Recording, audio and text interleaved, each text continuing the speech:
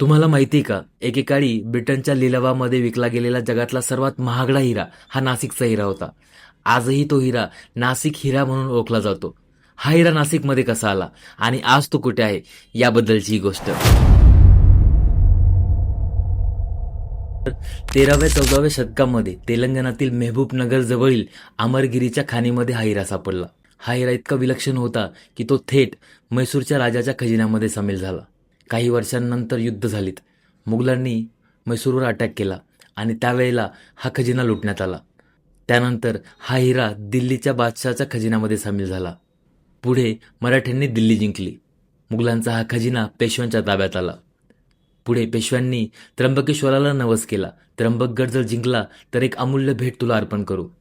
काही काळानंतर त्र्यंबकगड मराठ्यांनी जिंकला. नवस पूर्ण झाला आणि पेशव्यांनी एक रत्नजडित असा मुकुट त्र्यंबकेश्वराला अर्पण केला. या मुकुटाच्या मध्यभागी होता नाशिक हिरा. या हिऱ्याचं विलक्षण सौंदर्य पाहून इंग्रजांनी याला आय ऑफ शिवा असं म्हटलं. पुढे हाच हिरा नाशिक हिरा म्हणून ओळखला जाऊ लागला. 2 मे 1818 मध्ये ब्रिक्सन या इंग्रज अधिकाऱ्याने त्र्यंबकेश्वर लुटलं. त्यावेळी खोदकामामध्ये 90 कॅरेटचा हा नाशिक हिरा ब्रिक्सनला सापडला. त्यानंतर तो भारताबाहेर गेला. ब्रिटनमध्ये एका लिलावामध्ये तो विकला गेला.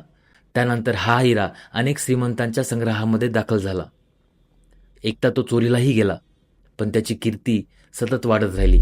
1930 मध्ये या हिऱ्याची गणना जगातल्या सर्वोत्तम हिऱ्यांमध्ये झाली. 1970 मध्ये हा हिरा जगातल्या सर्वोत्तम 3 हिऱ्यांमध्ये गणला गेला.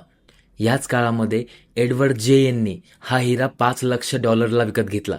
हा हिरा जगातला सर्वात महागडा हिरा झाला. पुढे 2007 मध्ये लेबनॉन येथील रॉबर्ट मेवॉर्ड या संग्रहालयामध्ये हा हिरा दाखल झाला.